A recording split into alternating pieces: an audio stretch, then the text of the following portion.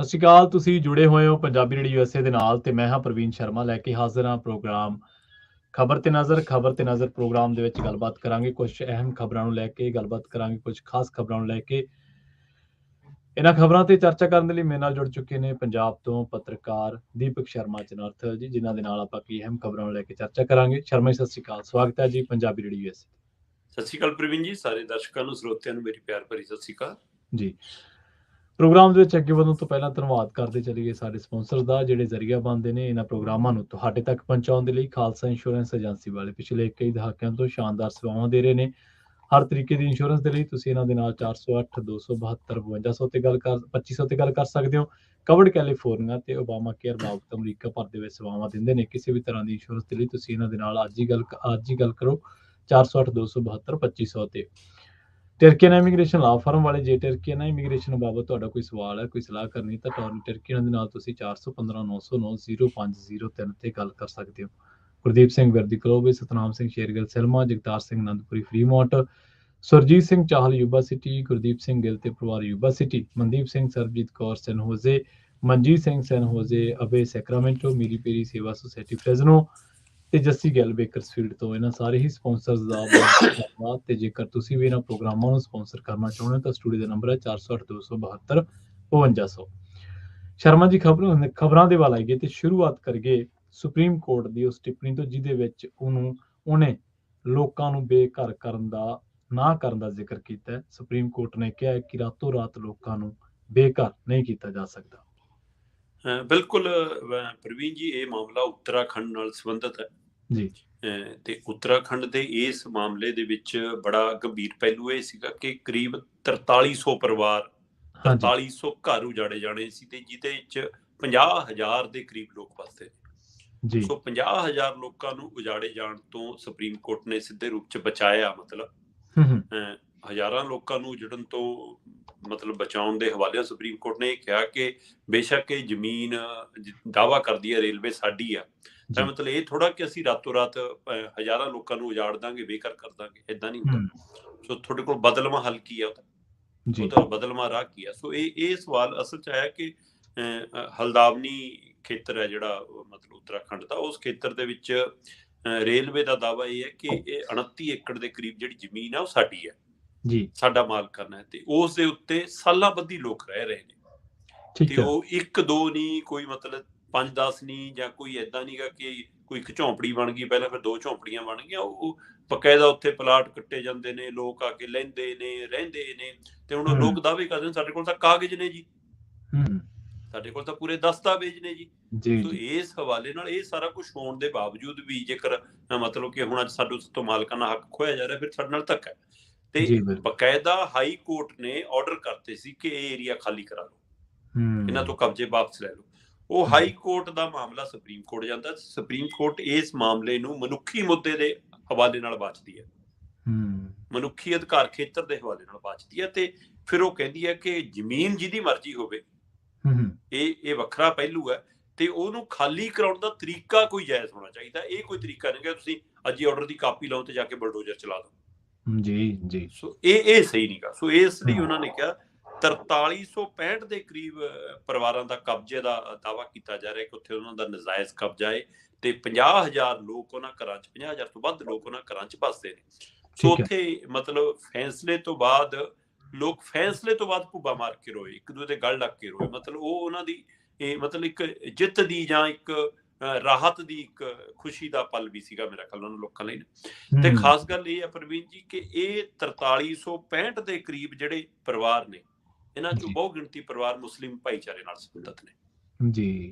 ਵੱਡੀ ਗਿਣਤੀ ਚ ਉਹ ਘੱਟ ਭਾਈਚਾਰਾ ਜਿਹੜਾ ਕਿ ਅੱਜ ਕੱਲ ਵੈਸੇ ਵੀ ਨਿਸ਼ਾਨੇ ਤੇ, ਰਾਜਨੀਤਿਕ ਨਿਸ਼ਾਨੇ ਤੇ ਦੇਖਿਆ ਜਾ ਰਿਹਾ। ਸੋ ਇਸ ਲਈ ਇਹ ਵੀ ਇੱਕ ਪਹਿਲੂ ਇਹਦੇ ਨਾਲ ਜੁੜਦਾ ਸੀਗਾ ਕਿ ਕੀ ਉਹੀ ਕਾਰਨ ਤਾਂ ਨਹੀਂ, ਇਹ ਯੂਪੀ ਵਾਲੇ ਬਲਡੋਜ਼ਰ ਤਾਂ ਨਹੀਂ ਇੱਧਰ ਨੂੰ ਆ ਰਹੇ ਕਿਤੇ। ਸੋ ਇਹ ਵੀ ਇੱਕ ਚਰਚਾ ਸੀਗੀ। ਸੋ ਇਸ ਹਵਾਲੇ ਨਾਲ ਕੋਰਟ ਨੇ ਬਕਾਇਦਾ ਕਿਹਾ ਕਿ ਠੀਕ ਹੈ, ਜੇ ਜ਼ਮੀਨ ਵਿਵਾਦਤ ਹੈ, ਤੁਸੀਂ ਆਪਣੇ ਦਸਤਾਵੇਜ਼ੀ ਪੱਖ ਰੱਖੋ, ਇਹਨਾਂ ਨੂੰ ਆਪਣੇ ਪੱਖ ਰੱਖਣ ਦਿਓ, ਤੇ ਜੇਕਰ ਤੁਹਾਡਾ ਦਾਅਵਾ ਸਾਬਤ ਹੁੰਦਾ ਤਾਂ ਤੁਸੀਂ ਇਹਨਾਂ ਦੇ ਪ੍ਰਸ਼ਾਸਨ ਨੇ, ਰੇਲਵੇ ਨੇ, ਸਰਕਾਰ ਨੇ ਉਹਨਾਂ ਦਾ ਤੁਰੰਤ ਠਹਿਰਾਵ ਦਾ ਕੀ ਪ੍ਰਬੰਧ ਕੀਤਾ, ਉਹਨਾਂ ਦਾ ਤੁਰੰਤ ਬਦਲਵਾਂ ਹੱਲ ਕੀ ਹੈ ਉਹਨਾਂ ਕੋਲ। ਸੋ ਉਹਦੇ ਲਈ ਪਹਿਲਾਂ ਲੈ ਕੇ ਆਓ, ਫਿਰ ਗੱਲ ਕਰਿਓ। ਸੋ ਇਸ ਮਾਮਲੇ 'ਚ ਹੁਣ ਅਗਲੀ ਸੁਣਵਾਈ 7 ਫਰਵਰੀ ਨੂੰ ਹੋਣੀ ਹੈ। ਤੁਸੀਂ ਇਹ ਦੇਖੋ ਕਿ ਇਸ ਪਹਿਲੂ ਤੇ ਮੈਂ ਗੌਰ ਕਰ ਰਿਹਾ ਸੀਗਾ, ਉੱਥੇ ਦੇ ਕੁਝ ਪਰਿਵਾਰਾਂ ਨੇ ਸਾਹਮਣੇ ਆ ਕੇ ਗੱਲ ਰੱਖੀ ਕਿ ਜੀ ਇੱਥੇ ਬਕਾਇਦਾ ਕਾਲਜ ਖੁੱਲੇ ਨੇ, ਸਰਕਾਰੀ ਸਕੂਲ ਖੁੱਲੇ ਨੇ ਜੀ, ਸਰਕਾਰੀ ਗਰੰਟਡ ਹਸਪਤਾਲ ਚੱਲਦੇ ਨੇ, ਡਿਸਪੈਂਸਰੀਆਂ ਨੇ। ਹਾਂਜੀ, ਫਿਰ ਉਹ ਕਾਹਦੇ ਲਈ ਨੇ ਜੇ ਇਹ ਗੈਰ ਕਾਨੂੰਨੀ ਸੀ? ਫਿਰ ਇੱਥੇ ਬਕਾਇਦਾ ਨਗਰ ਨਿਗਮ, ਨਗਰ ਕੌਂਸਲਾਂ ਨੇ ਸੀਵਰੇਜ ਪਾ ਕੇ ਦਿੱਤੀ ਹੈ ਸਾਨੂੰ ਬਿਜਲੀ ਦੇ ਕਨੈਕਸ਼ਨ, ਪਾਣੀ ਤੇ ਕਨੈਕਸ਼ਨ। ਫਿਰ ਸਵਾਲ ਇਹ ਹੈ ਕਿ ਜੇਕਰ ਗਲਤ ਜ਼ਮੀਨ ਹੁੰਦੀ ਹੈ, ਨਜਾਇਜ਼ ਜ਼ਮੀਨ ਹੁੰਦੀ ਹੈ, ਤਾਂ ਉਹਦੇ ਉੱਤੇ ਕਿਵੇਂ ਕਨੈਕਸ਼ਨ ਮਿਲਦੇ ਨੇ? ਫਿਰ ਉਹ ਧਿਰਾਂ ਨੂੰ ਕਿਉਂ ਨਹੀਂ ਪਾਰਟੀ ਬਣਾਇਆ ਜਾਂਦਾ? ਸੋ ਇਹ ਵੀ ਇੱਕ ਆਪਣੇ ਵਿੱਚ ਪਹਿਲੂ ਕਿ ਜੇ ਕਿਸੇ ਨੂੰ ਮਿਲ ਰਹੀ ਹੈ ਸਾਰੀ ਚੀਜ਼ਾਂ, ਲੋਕਾਂ ਨੂੰ ਲੱਗਦਾ ਕਿ ਜਾਇਜ਼ ਥਾਂ ਹੋਊਗੀ।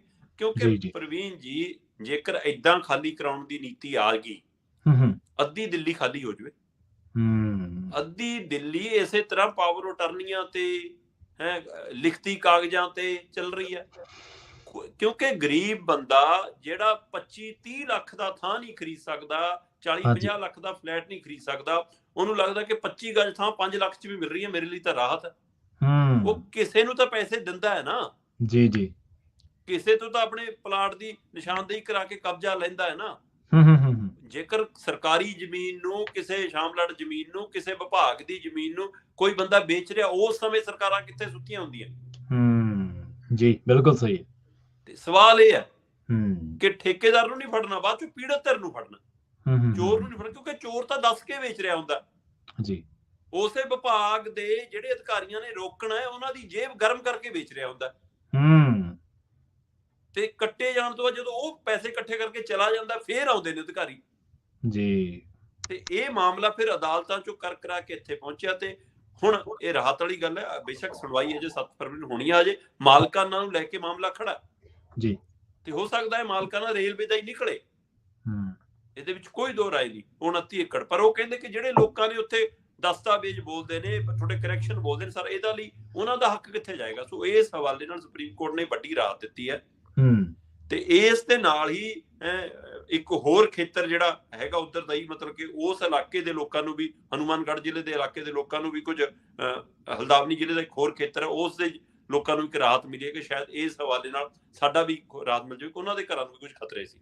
ਪਰ ਮੇਰੇ ਧਿਆਨ 'ਚ ਲਖੀਮਪੁਰ ਆ ਜਾਂਦਾ ਪ੍ਰਵੀਨ ਜੀ ਬਿਲਕੁਲ, ਕਿ ਫਿਰ ਲਖੀਮਪੁਰ ਵਾਲਿਆਂ ਦਾ ਕੀ ਬਣੇਗਾ? ਕਿ ਉਹਨਾਂ ਲਈ ਵੀ ਇਹ ਸੁਪਰੀਮ ਕੋਰਟ ਦਾ ਫੈਸਲਾ ਕੋਈ ਸਹਾਈ ਹੋ ਸਕਦਾ ਜੀ? ਉਹਨਾਂ ਦੇ ਆਰਡਰ ਵੀ ਤਾਂ ਸੁਪਰੀਮ ਕੋਰਟ ਤੇ ਹੋਏ ਸੀ ਨਾ ਸ਼ਰਮਾ ਜੀ। ਜੀ, ਤੇ ਇੱਕ ਵਿਚਾਰਨ ਵਾਲੀ ਗੱਲ ਇਹ ਵੀ ਹੈ ਸ਼ਰਮਾ ਜੀ ਕਿ ਜਿਹੜੇ ਲੋਕ ਇਸ ਤਰ੍ਹਾਂ ਪਹਿਲਾਂ ਰੇਲਵੇ ਦੀਆਂ ਜ਼ਮੀਨਾਂ ਵੇਚ ਗਏ, ਮੰਨ ਲਓ ਹੁਣ ਕੇਸ ਦੇ ਵਿੱਚ ਨਿਸਤਾਰਾ ਹੋਇਆ ਕਿ ਭਾਈ 29 ਏਕੜ ਰੇਲਵੇ ਦੀ ਹੈ, ਉਹਨਾਂ ਤੇ ਕਾਰਵਾਈ ਕਿਉਂ ਨਹੀਂ?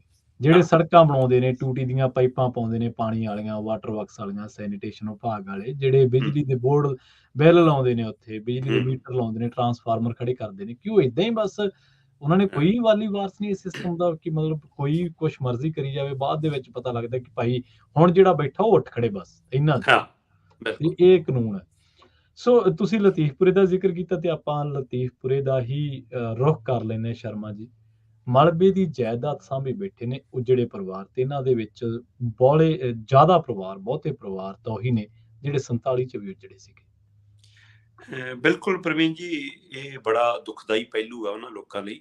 ਤੇ ਮੈਂ ਤਾਂ ਹੀ ਉਹ ਜ਼ਿਕਰ ਕਰ ਰਿਹਾ ਸੀ ਕਿ ਜੇਕਰ ਮਤਲਬ ਉੱਤਰਾਖੰਡ ਦੇ 50,000 ਲੋਕਾਂ ਲਈ ਇਹ ਫੈਸਲਾ ਆ ਸਕਦਾ ਹੈ, ਤਾਂ ਸਵਾਲ 50,000 ਜਾਂ 5 ਦਾ ਨਹੀਂ ਹੁੰਦਾ, ਸਵਾਲ ਤਾਂ ਫਿਰ ਮਨੁੱਖ ਹੈ, ਬੰਦਾ ਹੈ। ਜੇ 50,000 ਬੰਦਿਆਂ ਨੂੰ ਰਾਤੋਂ ਰਾਤ ਬੇਘਰ ਨਹੀਂ ਕੀਤਾ ਜਾਂਦਾ, ਤਾਂ ਇੱਕ ਘਰ ਨੂੰ ਬੇਘਰ ਕਿਵੇਂ ਕਰ ਸਕਦੇ ਆਪਾਂ? ਤੇ ਫਿਰ ਇੱਥੇ ਵੀ ਦਰਜਨਾਂ ਕਰਤਾ ਸੀ ਨਾ, ਇੱਥੇ ਵੀ ਸੈਂਕੜੇ ਲੋਕ ਤਾਂ ਸੀ ਨਾ, ਹੱਕ ਤਾਂ ਇੱਕ ਦਾ ਵੀ ਉਨਾ ਹੀ ਬਣਦਾ। ਸੋ ਇੱਥੇ ਬਦਲਵਾਂ ਹੱਲ ਕਿਉਂ ਨਹੀਂ ਕੱਢਿਆ ਗਿਆ? ਹੁਣ ਜਿਹੜੇ ਉਹਨਾਂ ਨੂੰ ਕਹਿੰਦੇ ਨੇ ਫਲੈਟ ਲੈ ਲਓ ਜੀ, ਇਹਨਾਂ ਫਲੈਟਾਂ 'ਚ ਲੈ ਜਾਂਦੇ ਤੁਹਾਨੂੰ, ਤੇ ਉਹਨਾਂ ਫਲੈਟਾਂ ਦੀ ਹਾਲਾਤ ਦੇਖੋ, ਉੱਥੇ ਮਤਲਬ ਜਾਨਵਰ ਵੀ ਨਾ ਰਹਿਣ, ਇਹੀ ਉਹਨਾਂ ਦੀ ਦੁਰਗਤੀ ਹੈ। ਤੇ ਜਿੱਥੇ ਉਹਨਾਂ ਨੂੰ ਰੱਖਣ ਦੀ ਕੋਸ਼ਿਸ਼ ਕੀਤੀ ਜਾ ਰਹੀ, ਉਹ ਕਹਿੰਦੇ ਉਹਦੇ ਨਾਲ ਨੀਲੇ ਅਸਮਾਨ ਥੱਲੇ, ਬਾਬੇ ਦੀ ਛਤਰੀ ਥੱਲੇ ਰਹਿਣਾ ਮਨਜ਼ੂਰ ਹੈ ਜੀ, ਪਰ ਤੁਹਾਡੀਆਂ ਉਹਨਾਂ ਕੰਧਾਂ ਕੋਲਿਆਂ 'ਚ ਨਹੀਂ ਵੱਜਣਾ, ਜਿੱਥੋਂ ਕੱਲ ਨੂੰ ਫਿਰ ਤੁਸੀਂ ਕਹੋਗੇ ਥੋੜਾ ਇਹ ਤਾਂ ਟੈਂਪਰੇਰੀ ਤੁਹਾਨੂੰ ਦਿੱਤਾ ਸੀ, ਫਿਰ ਕੱਲ ਨੂੰ ਤੁਸੀਂ ਉੱਥੋਂ ਵੀ ਕੱਢਣ ਆ ਜਾਓ ਜੀ। ਸੋ ਇਸ ਲਈ ਉੱਥੇ ਸਥਿਤੀ ਹੁਣ ਇਹ ਦਰਦਨਾਕ ਬਣੀ ਹੋਈ ਹੈ ਕਿ ਉਹ ਪਰਿਵਾਰ ਉੱਥੋਂ ਆਪਣਾ ਇੱਟਾਂ, ਰੋੜੇ, ਮਲਬਾ, ਢੇਹਾ ਘਰ ਵੀ ਛੱਡ ਕੇ ਜਾਣ ਲਈ ਤਿਆਰ ਨਹੀਂ। ਪ੍ਰਵੀਨ ਜੀ, ਕਹਿਰ ਦੀ ਠੰਡ ਦੇ ਵਿੱਚ ਉੱਥੇ ਲਗਾਤਾਰ ਬਿਮਾਰ ਲੋਕਾਂ ਦੀ ਗਿਣਤੀ ਵੱਧ ਰਹੀ ਹੈ। ਬੱਚਿਆਂ ਨੂੰ ਠੰਡ, ਜ਼ੁਕਾਮ, ਖੰਘ, ਬਜ਼ੁਰਗਾਂ ਨੂੰ ਬੁਖਾਰ, ਗੋਡਿਆਂ ਦੀ ਦਿੱਕਤ, ਹੈ ਨਾ, ਮਤਲਬ ਸਰੀਰ ਜਕੜਨ ਵਾਲੀ ਸਥਿਤੀ, ਬਿਮਾਰ ਹੋ ਰਹੇ ਨੇ ਲੋਕ। ਪਰ ਉਹ ਤਾਂ ਵੀ ਉੱਥੋਂ ਉੱਠ ਕੇ ਨਹੀਂ ਜਾਂਦੇ ਕਿ ਜੇ ਚਲੇ ਗਏ ਤਾਂ ਸਾਡੇ ਦੂਏ ਬੰਦੇ ਘਟ ਜਾਣਗੇ ਤੇ ਕਿਤੇ ਜਦੇ ਕੁਝ ਕਰ ਨਾ ਦੇਣ ਸਾਨੂੰ। ਉਹ ਉੱਥੇ ਪਹਿਰੇਦਾਰੀ ਤੇ ਜਿਹੜਾ ਬੈਠੇ ਹੁੰਦੇ ਨੇ ਉਵੇਂ 24 ਘੰਟੇ ਲਈ ਬੈਠੇ ਨੇ। ਤੇ ਦੂਜਾ, ਕੁਝ ਪਰਿਵਾਰਾਂ ਦੀਆਂ ਬੀਬੀਆਂ ਤਾਂ ਰੋ ਪਈਆਂ, ਕਹਿੰਦੀ ਭਾਈ ਸਾਡਾ ਤਾਂ ਘਰ ਜਾਇਦਾਦ ਸੀ, ਸਾਡੀ ਤਾਂ ਸਾਰੀ ਜ਼ਿੰਦਗੀ ਦੀ ਕਮਾਈ ਉਹ ਇਹ ਘਰ ਸੀ ਜੀ, ਤੇ ਹੁਣ ਕਹਿੰਦੀ ਕਿ ਇੱਟਾਂ ਰੋੜੇ ਮਲਬਾਈ ਸਾਡੀ ਤਾਂ ਜਾਇਦਾਦ, ਇਹਨੂੰ ਵੀ ਛੱਡ ਕੇ ਕਿੱਥੇ ਨੂੰ ਚੱਲ ਜੀਏ, ਕੱਲ ਨੂੰ ਇਹ ਵੀ ਕੋਈ ਲੈ ਗਿਆ ਚੱਕ ਕੇ, ਸਾਡੇ ਪੱਲੇ ਕੀ ਰਹੂਗਾ। ਇਹ ਢੇਹਾ ਘਰ ਇਹ ਹੁਣ ਸਾਡੀ ਜਾਇਦਾਦ ਹੈ ਜੀ। ਪ੍ਰਵੀਨ ਜੀ, ਉੱਥੇ ਸਥਿਤੀ ਇਹ ਹੋਈ ਕਿ ਇੱਕ ਬਜ਼ੁਰਗ ਨਾ ਆਪਣੇ ਢਹੇ ਘਰ ਦੇ ਵਿੱਚੋਂ ਬਾਲੇ ਤੇ ਦਰਵਾਜ਼ੇ ਦੇ ਫੱਟੇ, ਹੈ ਨਾ, ਚਗਾਠਾਂ ਇਹ ਕੱਢਣ ਲੱਗ ਗਿਆ। ਤੇ ਨਾਲ ਦੇ ਨੇ ਪੁੱਛਿਆ ਕਿ ਆਹ ਕੀ ਕਰੀ ਜਾਂਦਾ? ਕਹਿੰਦਾ ਭਾਈ ਹੋਰ ਨਹੀਂ, ਮੈਂ ਚਾਹੁੰਦਾ ਕਿ ਮੇਰੇ ਘਰ ਦਾ ਜਿਹੜਾ ਆਖਰੀ ਬਾਲਣਾ ਹੈ ਉਹਦੀ ਉਹ ਚਿਖਾ ਬਣਾ ਲਵਾਂ ਆਪਣੀ, ਕਿ ਘੱਟੋ ਘੱਟ ਲੱਕੜ ਤਾਂ ਨਹੀਂ ਕਿਤੋਂ ਹੋਰ ਆਊਗੀ, ਮੇਰੇ ਆਪਣੀ ਘਰ ਦੀ ਲੱਕੜ ਦਾ ਨਾਲ ਜਾਊ ਮੇਰੇ ਜੀ। ਉਹਨੇ ਆਪਣੀ ਚਿਖਾ ਤਿਆਰ ਕਰਨੀ ਸ਼ੁਰੂ ਕਰਤੀ ਇਸ ਢਹੇ ਮਕਾਨ ਚੋਂ ਹੀ। ਸੋ ਮਤਲਬ ਕਹੀ ਜੀ ਮਾਨਸਿਕ ਸਥਿਤੀ ਜੋ ਲੰਘ ਰਹੇ ਨੇ ਉਹ ਲੋਕ। ਸੋ ਮੈਨੂੰ ਲੱਗਦਾ ਕਿ ਜੇਕਰ ਪੰਜਾਬ ਦੀ ਕੋਈ ਸੁਹਿਰਦ ਕਾਨੂੰਨੀ ਰਾਏ ਵਾਲੀ ਧਿਰ ਹੋਵੇ, ਉਹ ਹੁਣ ਜਿਹੜਾ ਉੱਥੇ ਹਲਦਾਮਨੀ ਵਾਲਾ ਆਪਾਂ ਹਵਾਲਾ ਦਿੱਤਾ ਉੱਤਰਾਖੰਡ ਵਾਲਾ, ਇਸ ਫੈਸਲੇ ਦੇ ਆਧਾਰ ਤੇ ਇਹਦੀ ਪੈਰਵੀ ਕਰੇ ਤਾਂ ਮੈਨੂੰ ਲੱਗਦਾ ਲਤੀਫਪੁਰ ਮਾਮਲੇ 'ਚ ਲੋਕਾਂ ਨੂੰ ਵੱਡੀ ਰਾਹਤ ਮਿਲ ਸਕਦੀ ਹੈ। ਹੋ ਸਕਦਾ ਸਰਕਾਰ ਨੂੰ ਉਹਨਾਂ ਢਾਏ ਮਕਾਨਾਂ ਦਾ ਹਰਜਾਨਾ ਤੱਕ ਦੇਣਾ ਪੈ ਜਾਵੇ। ਤੇ ਇਹ ਲੋਕ ਉੱਥੇ ਹੁਣ ਜਿਹੜੇ ਬੈਠੇ ਨੇ, ਉਹ ਤੁਸੀਂ ਇਹ ਦੇਖੋ ਕਿ ਕਿੰਨੀ ਮਾਸੂਮੀਅਤ ਹੈ ਪ੍ਰਵੀਨ ਜੀ ਇਸ ਗੱਲ ਦੇ ਵਿੱਚ। ਜੀ।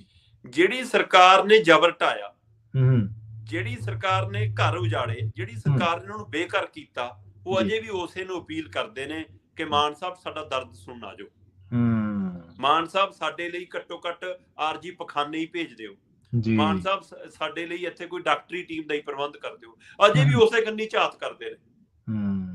ਤੁਸੀਂ ਇਹ ਸਥਿਤੀ ਦੇਖੋ, ਮਤਲਬ ਕਿ ਕਿੰਨੀ ਉਹ ਹੈ ਕਿ ਜਿਹੜੀ ਸਰਕਾਰ ਤੁਹਾਡੇ ਤੇ ਜ਼ੁਲਮ ਢਾ ਰਹੀ ਆ, ਤੁਸੀਂ ਉਸੇ ਤੋਂ ਅਜੇ ਵੀ ਆਸ ਦੀ ਉਮੀਦ ਕਰਦੇ ਹੋ। ਜੀ। ਸੋ ਇਹ ਧੱਕੇਸ਼ਾਹੀ ਦੇ ਖਿਲਾਫ ਮਤਲਬ ਕਿ ਮੈਨੂੰ ਲੱਗਦਾ ਪੰਜਾਬ ਦੀਆਂ ਕੁਝ ਕਾਨੂੰਨੀ ਜਿਹੜੀਆਂ ਸੇਵਾਵਾਂ ਦੇਣ ਵਾਲੀਆਂ ਧਿਰਾਂ ਨੇ, ਉਹਨਾਂ ਨੂੰ ਹੁਣ ਮਿਲਦਾ ਸਾਹਮਣੇ ਆ ਜਾਣਾ ਚਾਹੀਦਾ। ਬੇਸ਼ੱਕ ਇਹ ਮਾਮਲਾ ਕੋਰਟ ਕਚਹਿਰੀ ਹੈਗਾ, ਪਰ ਜਦੋਂ ਤਕੜੀ ਵਕੀਲਾਂ ਦੀ ਟੀਮ ਖੜ ਜਾਵੇ ਫਿਰ ਲੜਾਈ ਹੋਰ ਤਰ੍ਹਾਂ ਦੀ ਵੀ ਬਣ ਜਾਂਦੀ ਆ। ਸੋ ਜੇਕਰ ਸੁਪਰੀਮ ਕੋਰਟ ਦੇ ਜਿਹੇ ਫੈਸਲੇ ਨੂੰ ਆਧਾਰ ਬਣਾ ਕੇ ਲਤੀਫਪੁਰ ਦਾ ਕੇਸ ਸਾਹਮਣੇ ਲੈਂਦਾ ਜਾਵੇ ਤਾਂ ਲੋਕਾਂ ਲਈ ਵੱਡੀ ਰਾਹਤ ਹੋ ਸਕਦੀ ਹੈ। ਜਿਹੜੀ ਅੱਜ ਮਿੱਟੀ ਨੂੰ ਮੁੜ ਕੇ ਆਪਣਾ ਉਸ ਮਿੱਟੀ ਦੀ ਪਹਿਰੇਦਾਰੀ ਕਰ ਰਹੇ ਨੇ, ਉਸ ਮਲਬੇ ਦੀ ਪਹਿਰੇਦਾਰੀ ਕਰ ਰਹੇ ਨੇ, ਉਹਨਾਂ ਲਈ ਦੁਬਾਰਾ ਛੱਤ ਨਸੀਬ ਹੋ ਸਕਦੀ ਹੈ। ਜੀ। ਇਨਸਾਨ ਆਪਣੀ ਜ਼ਿੰਦਗੀ ਦੇ ਵਿੱਚ ਸ਼ਰਮਾ ਜੀ ਮਿੱਟੀ, ਪਾਣੀ, ਕੁਦਰਤ ਦੇ ਨਾਲ ਹੀ ਜਦੋਜਹਿਦ ਕਰਦਾ ਆਪਣੀ ਜ਼ਿੰਦਗੀ ਸਮਾਪਤ ਕਰ ਲੈਂਦਾ। ਇੱਥੇ ਮਿੱਟੀ ਤੇ ਆਸ਼ਿਆਨੇ ਦੀ ਜਦੋਜਹਿਦ ਹੈ। ਅਗਲੀ ਗੱਲ ਪਾਣੀ ਦੀ ਕਰ ਲੈਂਦੇ ਆ। SYL ਦਾ ਨਾਮ ਲਏ ਬਿਨਾਂ ਮੋਦੀ ਸਾਹਿਬ ਹੁਣ ਪੰਜਾਬ ਨੂੰ ਨਸੀਹਤਾਂ ਦੇਣ ਲੱਗੇ ਨੇ ਜੀ। ਬਿਲਕੁਲ, ਮੋਦੀ ਸਾਹਿਬ ਨੇ ਬਕਾਇਦਾ ਪਹਿਲੀ ਵਾਰ ਹੈ ਕਿ ਸੂਬਿਆਂ ਦੇ ਜਲ ਮੰਤਰੀਆਂ ਨਾਲ ਗੱਲਬਾਤ ਕੀਤੀ, ਹੈ ਨਾ, ਤੇ ਪਲੇਠੀ ਕਾਨਫਰੰਸ ਸੀ। ਬੇਸ਼ੱਕ ਉਹ ਵਰਚੁਅਲ ਸੀਗੀ, ਮਤਲਬ ਭੋਪਾਲ ਦੇ ਵਿੱਚ ਸੀਗੇ ਤੇ ਭੋਪਾਲ ਤੋਂ ਉਹਨਾਂ ਨੇ ਵਰਚੁਅਲ ਬੈਠਕ ਲਈ। ਤੇ ਪਰ ਮੈਨੂੰ ਲੱਗਦਾ ਕਿ ਇਹ ਸਾਰਾ ਡਰਾਮਾ SYL ਨੂੰ ਧਿਆਨ 'ਚ ਰੱਖ ਕੇ ਰਚਿਆ ਗਿਆ। ਇਹ ਰਾਜਸਥਾਨ ਦੀਆਂ ਚੋਣਾਂ ਨੂੰ ਧਿਆਨ 'ਚ ਰੱਖ ਕੇ ਬੋਲ ਸੀ, ਇਹ ਹਰਿਆਣਾ ਦੇ ਵਿੱਚ ਦੁਬਾਰਾ ਹੋਣ ਵਾਲੀ ਚੋਣ ਨੂੰ ਧਿਆਨ 'ਚ ਰੱਖ ਕੇ ਬੋਲ ਸੀ, ਇਹ ਦਿੱਲੀ ਦੇ ਲੋਕਾਂ ਨੂੰ ਭਰਮਾਉਣ ਲਈ ਕਿ 2024 'ਚ ਭੁੱਲ ਨਾ ਜਾਇਓ, ਪਿਛਲੀ ਵਾਰ ਵਾਂਗ MP ਸਾਡੇ ਹੀ ਜਿਤਾਇਓ, ਵਿਧਾਨ ਸਭਾ ਦੇਖਾਂਗੇ। ਸੋ ਇਸ ਲਈ ਦਿੱਲੀ ਦੇ ਵਿੱਚ 24 ਨੂੰ ਜਿੱਤਣ ਦੇ ਲਈ ਇਹ ਬੋਲ ਸੀ। ਮੋਦੀ ਜੀ ਕਹਿੰਦੇ ਪਾਣੀਆਂ ਦੇ ਮੁੱਦੇ ਤੇ ਸਹਿਯੋਗ ਕਰਨ ਸੂਬੇ ਜੀ। ਅੱਛਾ, ਕਿਹਾ ਤਾਂ ਸੂਬੇ ਹੀ ਆ, ਪਰ ਕਹਿਣਾ ਉਹ ਪੰਜਾਬ ਵਿੱਚ ਚਾਹੁੰਦੇ ਸੀ। ਇਸ਼ਾਰੇ ਨਾਲ ਗੱਲ ਕਰਨਾ ਉਹਨਾਂ ਦੀ ਕਲਾ ਹੈ। ਹਾਂ ਬਿਲਕੁਲ, ਉਹਨਾਂ ਨੂੰ ਕਹਿਣਾ ਹੁੰਦਾ। SYL ਨੂੰ ਲੈ ਕੇ ਜਿਹੜੀ ਸਥਿਤੀ ਬਣੀ ਹੈ, ਉਸ ਮਾਮਲੇ ਦੇ ਪੱਖ ਦੇ ਮਸਲਿਆਂ ਦੇ ਦਰਮਿਆਨ ਹੀ ਅਚਾਨਕ ਮੋਦੀ ਦਾ ਪ੍ਰਗਟ ਹੋਣਾ ਤੇ ਵਰਚੁਅਲ ਮੀਟਿੰਗ ਰਾਹੀਂ ਇਹ ਕਹਿਣਾ ਕਿ ਜੀ ਪਾਣੀ ਹੈ ਜਿਹੜਾ ਉਹ ਰਾਜਾਂ ਦਰਮਿਆਨ ਸਹਿਮਤੀ ਨਾਲ ਵੰਡਿਆ ਜਾਣਾ ਚਾਹੀਦਾ ਹੈ, ਤਾਲਮੇਲ ਨਾਲ, ਸਾਂਝੀਵਾਲਤਾ ਨਾਲ ਚੱਲਣਾ ਚਾਹੀਦਾ ਹੈ। ਇਹ ਕਿਹਨੂੰ ਸੁਣਾ ਰਹੇ ਸੀ? ਇਹ ਨਸੀਹਤਾਂ ਕਿਹਨਾਂ ਨੂੰ ਸੀ? ਤੁਸੀਂ ਪੰਜਾਬ ਨੂੰ ਨਸੀਹਤਾਂ ਦੇ ਰਹੇ ਹੋ, ਨਾਲ ਇਹ ਵੀ ਕਹਿ ਰਹੇ ਹੋ ਕਿ ਮੈਨੂੰ ਪਤਾ ਹੈ ਪਾਣੀਆਂ ਦਾ ਮੁੱਦਾ ਇਹ ਸੂਬਿਆਂ ਦਾ ਅਧਿਕਾਰ ਖੇਤਰ ਹੈ।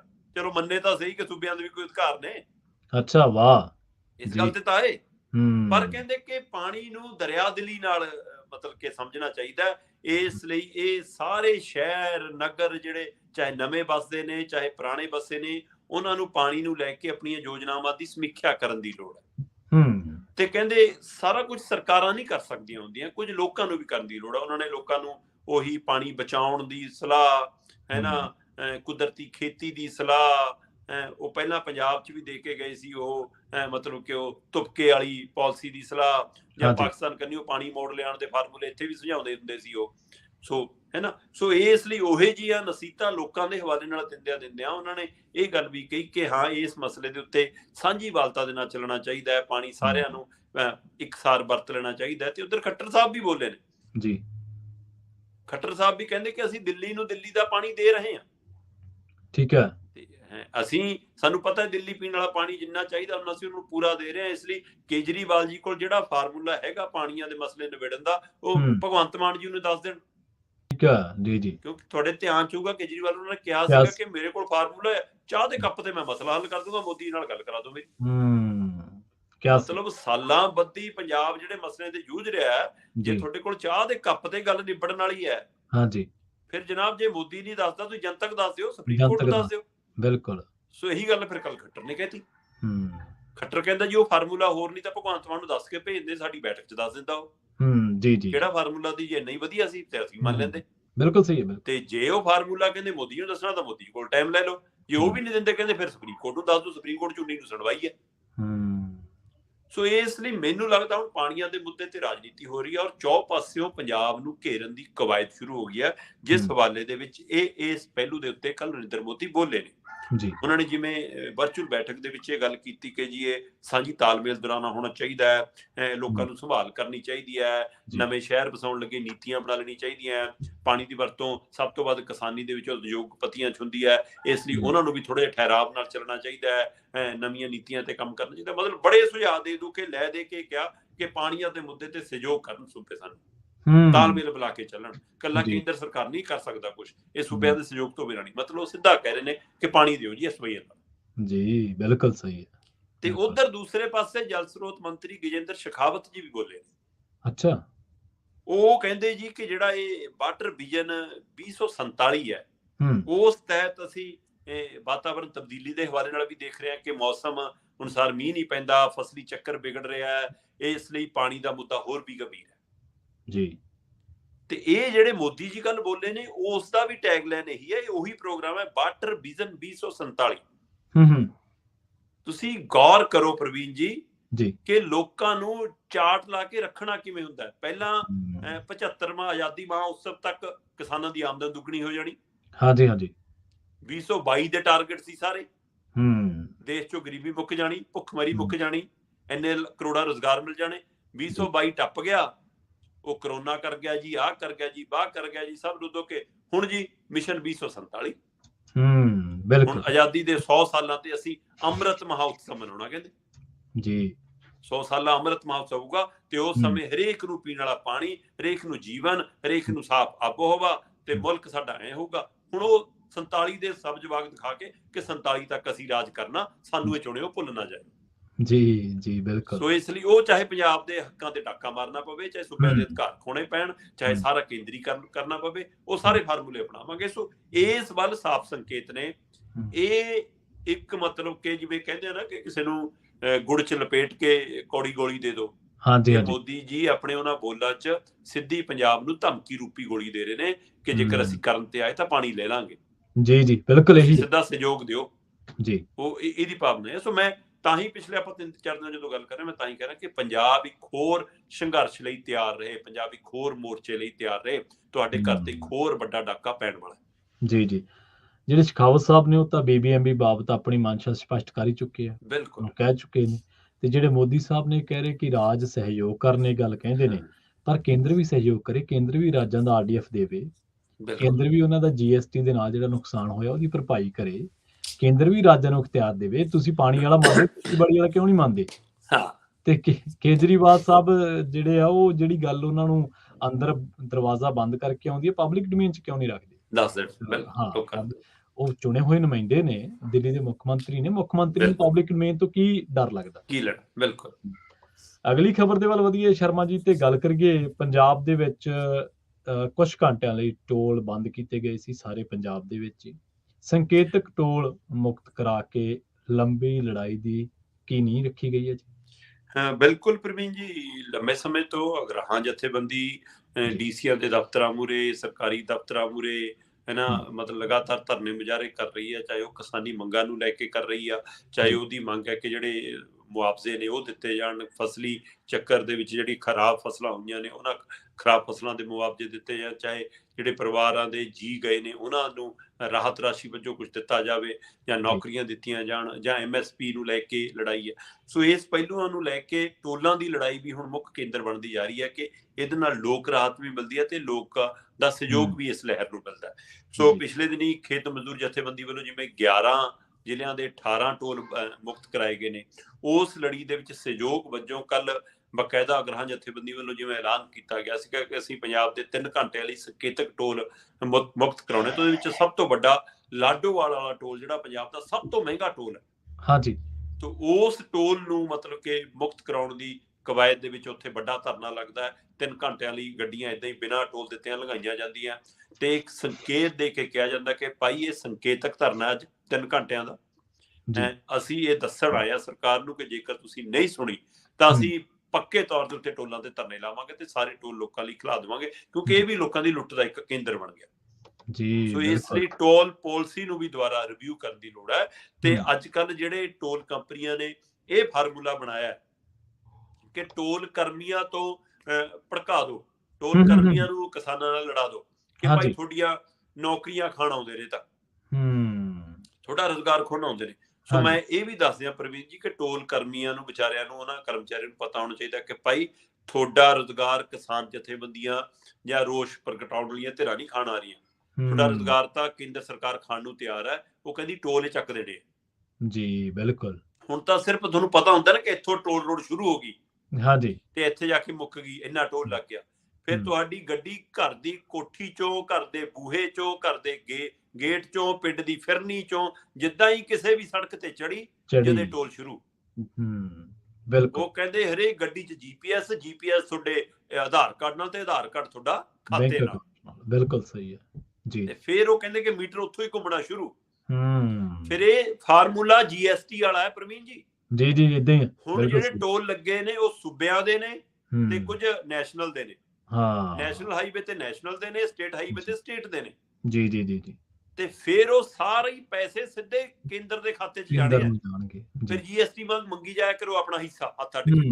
ਜੀ ਜੀ। ਫਿਰ ਇੱਕ ਹੋਰ ਹੱਥ ਅੱਡਣ ਵਾਲੀ ਥਾਂ ਹੋ ਜਾਣੀ ਹੈ ਤੇ ਦੂਏ ਪਾਸੇ ਲੋਕਾਂ ਦੇ ਉੱਤੇ ਇੱਕ GPS ਵੀ ਲੱਗ ਜਾਣਾ ਕਿ ਹਾਂ ਭਾਈ ਤੁਹਾਡੀ ਪਹਿਰੇਦਾਰੀ ਵੀ ਹੋਗੀ, ਤੁਹਾਡੀ ਜਸੂਸੀ ਵੀ ਹੋਗੀ। ਬੇਸ਼ੱਕ ਉਹ ਜਸੂਸੀ ਤਾਂ ਪੈਗਾਸਸ ਰਾਹੀਂ ਫੋਨ ਵੀ ਕਰਦਾ, ਹਾਂਜੀ ਹਾਂਜੀ ਕਰਦਾ ਬਿਲਕੁਲ, ਪਰ ਫਿਰ ਵੀ ਇੱਕ ਹੋਰ ਵੀ ਹੋ ਜੂਗਾ ਗੱਡੀ ਕਿੱਥੇ ਗਈ, ਕਿੱਥੇ ਰੁਕੀ, ਕਿਹਦੇ ਕੋਲ ਖੜੇ। ਸੋ ਪੂਰਾ GPS ਨਾਲ। ਤੇ ਦੂਜਾ ਹਰ ਮਤਲਬ ਕਿ ਜਿੰਨੇ ਵੀ ਤੁਸੀਂ ਨੈਸ਼ਨਲ ਹਾਈਵੇ ਤੇ ਸਟੇਟ ਹਾਈਵੇ ਵਰਤੋਗੇ ਉਹਨਾਂ ਸਾਰੇ ਦਾ ਟੋਲ ਕੱਟ ਹੋਣਾ ਤੇ ਟੋਲ ਕਰਮੀਆਂ ਦੀ ਨੌਕਰੀ ਤਾਂ ਵੀ ਚਲੀ ਜਾਣੀ। ਸੋ ਇਸ ਲਈ ਇਸ ਪਹਿਲੂ ਤੇ ਸਾਰੇ ਲੋਕਾਂ ਨੂੰ ਸਮਝਣਾ ਪੈਣਾ ਕਿ ਇਸ ਲੁੱਟ ਦੇ ਖਿਲਾਫ ਆਵਾਜ਼ ਚੱਕਣੀ ਪੈਣੀ ਹੈ।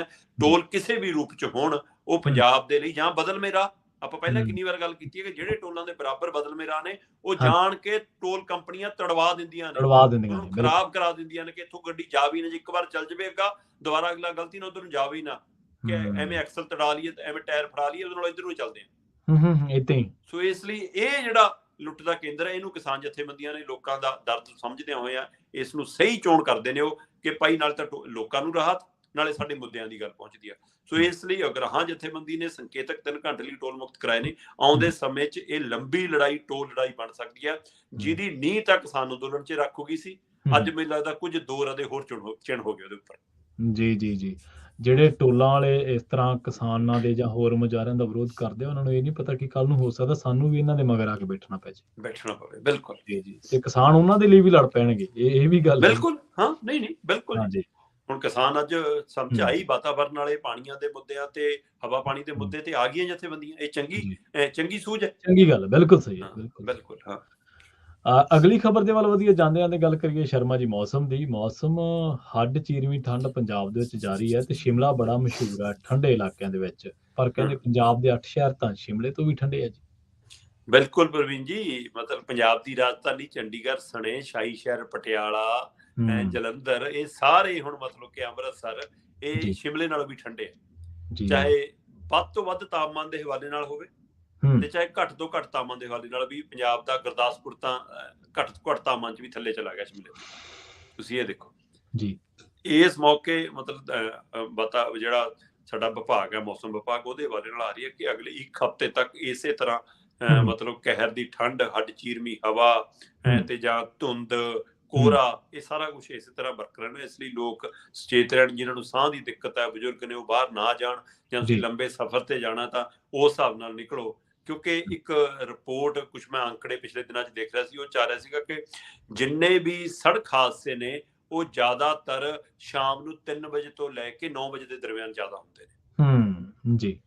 ਤੇ ਇਸੇ ਤਰ੍ਹਾਂ ਮਤਲਬ ਕਿ ਤੜਕਸਾਰ ਦੇ ਵਿੱਚ ਵੀ ਕੁਝ ਹਾਦਸੇ, ਜਾਂ ਦੁਪਹਿਰ ਦੇ ਸਮੇਂ 'ਚ ਹਾਦਸੇ, ਪਰ ਰਾਤ ਨੂੰ 11 ਵਜੇ ਤੋਂ ਲੈ ਕੇ ਸਵੇਰ ਦੇ 3 ਵਜੇ ਤੱਕ ਹਾਦਸਿਆਂ ਦੀ ਗਿਣਤੀ ਸਭ ਤੋਂ ਘੱਟ ਹੁੰਦੀ ਹੈ ਜੀ। ਤੇ ਕਈ ਵਾਰ ਅਸੀਂ ਇਸੇ ਪੀਕ ਆਵਰ 'ਚ ਵੱਧ ਸਫ਼ਰ ਕਰਦੇ ਹਾਂ ਔਰ ਛੇਤੀ ਘਰੇ ਪਹੁੰਚਣ ਦੀ ਕਾਹਲ ਚੁੰਨੇ ਆ, ਜਾਂ ਸਵੇਰ ਟਾਈਮ ਛੇਤੀ ਆਪਣੇ ਦਫ਼ਤਰ, ਆਪਣੇ ਕੰਮ ਤੇ ਪਹੁੰਚਣ ਦੀ, ਉਹਦਾ ਨਤੀਜਾ ਕੀ ਹੁੰਦਾ। ਤੇ ਇਸ ਲਈ ਧੁੰਦ ਦੇ ਵਿੱਚ ਇਹਤਿਆਤ ਵਰਤਣੀ ਹੋਰ ਵੀ ਜ਼ਰੂਰੀ ਹੋ ਜਾਂਦੀ ਹੈ। ਤੇ ਜਦੋਂ ਮੈਂ ਮੋਟੀ ਜੀ ਨਿਗਾਹ ਮਾਰ ਰਿਹਾ ਸੀ ਤਾਂ ਦੇਖ ਰਿਹਾ ਸੀ ਕਿ ਸ਼ਿਮਲੇ ਦਾ ਜਿਹੜਾ ਜ਼ਿਆਦਾ ਤੋਂ ਜ਼ਿਆਦਾ ਤਾਪਮਾਨ ਹੈ ਉਹ 15.7 ਡਿਗਰੀ ਤੇ ਰਹਿੰਦਾ ਹੈ। ਅੱਛਾ ਜੀ। ਵੱਧ ਤੋਂ ਵੱਧ ਤਾਪਮਾਨ 15.7 ਡਿਗਰੀ। ਤੇ ਇੱਧਰ ਜਦੋਂ ਮੈਂ ਪੰਜਾਬ 'ਚ ਦੇਖ ਰਿਹਾ ਸੀ ਤਾਂ ਮੈਂ ਦੇਖ ਰਿਹਾ ਸੀ ਕਿ ਪਟਿਆਲੇ ਦਾ ਜ਼ਿਆਦਾਤਰ ਤਾਪਮਾਨ 11 ਡਿਗਰੀ ਤੇ ਆ ਗਿਆ। ਜ਼ਿਆਦਾ ਤੋਂ ਜ਼ਿਆਦਾ ਤਾਪਮਾਨ 11 ਡਿਗਰੀ ਹੈ। ਅੰਮ੍ਰਿਤਸਰ 11 ਤੋਂ 13 ਦੇ ਵਿੱਚ ਰਹਿ ਰਿਹਾ। ਹਾਂਜੀ, 13 ਤੱਕ ਚਲਾ ਜਾਂਦਾ ਹੈ, ਪਰ ਮਤਲਬ ਘੱਟ ਹੈ ਤਾਂ ਵੀ 15.7 ਤੋਂ ਥੱਲੇ ਹੈ। ਸੋ ਇਸੇ ਤਰ੍ਹਾਂ ਬਠਿੰਡਾ ਵੀ 14 ਡਿਗਰੀ ਤੇ ਆ ਗਿਆ। ਇਸੇ ਤਰ੍ਹਾਂ ਜਲੰਧਰ ਵੀ 12 ਡਿਗਰੀ ਤੇ ਹੈ। ਪਠਾਨਕੋਟ ਵੀ ਸਾਡਾ 12 ਡਿਗਰੀ ਤੇ ਹੈ। ਲੁਧਿਆਣਾ ਵੀ ਸਾਡਾ 11 ਡਿਗਰੀ ਤੇ ਹੈ। ਫਿਰੋਜ਼ਪੁਰ 14 ਡਿਗਰੀ ਤੇ ਹੈ। ਗੁਰਦਾਸਪੁਰ ਵੀ ਵੱਧ ਤੋਂ ਵੱਧ ਤਾਪਮਾਨ 14 ਡਿਗਰੀ ਤੱਕ ਜਾਂਦਾ ਹੈ। ਤੋ ਇਸੇ ਤਰ੍ਹਾਂ ਹਰਿਆਣੇ ਦੇ ਵੀ 3-4 ਸ਼ਹਿਰ ਨੇ ਜਿਹੜੇ ਮਤਲਬ ਕਿ ਘੱਟ ਤਾਪਮਾਨ 'ਚ ਵੀ ਥੱਲੇ ਚਲੇ ਗਏ। ਉਹ ਤੋਂ ਮੈਂ ਦੇਖ ਰਿਹਾ ਸੀਗਾ ਕਿ ਸ਼ਿਮਲੇ ਦੇ ਵਿੱਚ ਘੱਟ ਤੋਂ ਘੱਟ ਤਾਪਮਾਨ 3.7 ਡਿਗਰੀ ਤੱਕ ਰਹਿੰਦਾ, ਮਤਲਬ 4 ਤੋਂ ਥੱਲੇ ਹੈ ਜੀ। ਤੇ ਇੱਧਰ ਜਦੋਂ ਮੈਂ ਦੇਖਿਆ ਤਾਂ ਮਤਲਬ ਕਿ ਨੂਹ ਦਾ 2 ਪੁਆਇੰਟ ਤੇ ਖੜਾ, ਹਰਿਆਣੇ ਦੇ ਵਿੱਚ। ਇਸੇ ਤਰ੍ਹਾਂ ਮਹਿੰਦਰਗੜ੍ਹ 2.6 ਤੇ ਖੜਾ ਹੈ। ਜੀ। ਇਸੇ ਤਰ੍ਹਾਂ ਝੱਜਰ 3.3 ਤੇ ਖੜਾ ਹੈ। ਕੈਥਲ 3.6 ਤੇ ਹੈ। ਸੋ ਇਹ ਸ਼ਿਮਲੇ ਤੋਂ ਵੀ ਥੱਲੇ ਹੈ। ਤੇ ਮੈਂ ਪੰਜਾਬ 'ਚ ਦੇਖ ਰਿਹਾ ਸੀ ਗੁਰਦਾਸਪੁਰ ਦੇ ਵਿੱਚ 2.2 ਤੱਕ ਚਲਾ ਗਿਆ, ਘੱਟ ਤੋਂ ਘੱਟ ਤਾਪਮਾਨ। ਸੋ ਇਸ ਲਈ ਬਹੁਤ ਕਹਿਰ ਦੀ ਠੰਡ ਪੈ ਰਹੀ ਹੈ ਜੀ। ਤੇ ਸਕੂਲਾਂ 'ਚ ਛੁੱਟੀਆਂ ਪੰਜਾਬ 'ਚ ਵੀ, ਚੰਡੀਗੜ੍ਹ 'ਚ ਵੀ ਵਧਾ ਦਿੱਤੀਆਂ ਗਈਆਂ ਜੀ। ਸੋ ਇਸ ਲਈ ਵਿਦਿਆਰਥੀਆਂ ਦੇ ਹਵਾਲੇ ਨਾਲ ਮਾਸਟਰਾਂ ਨੂੰ ਵੀ ਥੋੜੀ ਜਿਹੀ ਰਾਹਤ ਮਿਲ ਜਾਂਦੀ ਹੈ। ਸੋ ਪਰ ਕਹਿਰ ਦੀ ਠੰਡ ਹੈ ਜੀ, ਇਹਦੇ 'ਚ ਧਿਆਨ ਰੱਖਣ ਦੀ ਵੀ ਲੋੜ ਹੈ। ਸੋ ਇਸ ਲਈ ਸ਼ਿਮਲੇ ਨਾਲੋਂ ਬਿਲਕੁਲ ਜੀ ਪੰਜਾਬ ਦੇ 8 ਸ਼ਹਿਰ, ਹਰਿਆਣੇ ਦੇ 5 ਸ਼ਹਿਰ ਮਤਲਬ ਠੰਡੇ ਚੱਲ ਰਹੇ ਨੇ। ਜੀ। ਸ਼ਰਮਾ ਜੀ, ਸਮਾਂ ਇਜਾਜ਼ਤ ਨਹੀਂ ਦਿੰਦਾ। ਖਬਰਾਂ ਤਾਂ ਹੋਰ ਬਥੇਰੀਆਂ ਨੇ ਜਿਨ੍ਹਾਂ ਤੇ ਚਰਚਾ ਹੋ ਸਕਦੀ ਹੈ, ਪਰ ਇਹਨਾਂ ਖਾਸ ਖਬਰਾਂ ਤੇ ਖਾਸ ਜਾਣਕਾਰੀਆਂ ਦੇ ਲਈ ਤੁਹਾਡਾ ਬਹੁਤ-ਬਹੁਤ ਧੰਨਵਾਦ ਜੀ। ਬਹੁਤ ਸ਼ੁਕਰੀਆ ਜੀ। ਸੋ ਪ੍ਰੋਗਰਾਮ ਖਬਰ ਤੇ ਨਜ਼ਰ ਦੇ ਵਿੱਚ ਆਪਣੇ ਨਾਲ ਜੁੜੇ ਸਨ ਦੀਪਕ ਸ਼ਰਮਾ ਚਨਾਰਥਲ ਜੀ, ਜਿਨ੍ਹਾਂ ਦੇ ਨਾਲ ਆਪਾਂ ਕਈ ਅਹਿਮ ਖਬਰਾਂ ਨੂੰ ਲੈ ਕੇ ਚਰਚਾ ਕੀਤੀ ਹੈ। ਵੇਲਾ ਹੋ ਚੱਲਿਆ ਤੁਹਾਡੇ ਤੋਂ ਇਜਾਜ਼ਤ ਲੈਣ ਦਾ। ਜੁੜੇ ਰਹੋ ਪੰਜਾਬੀ ਰੇਡੀਓ USA ਦੇ ਨਾਲ। ਤੇ ਆਖਿਰ ਦੇ ਵਿੱਚ ਇੱਕ ਵਾਰ ਫਿਰ ਤੋਂ ਤੁਹਾਨੂੰ ਸਭ ਨੂੰ ਪਿਆਰ, ਸਤਿਕਾਰ ਸਹਿਤ ਸਤਿ ਸ਼੍ਰੀ ਅਕਾਲ।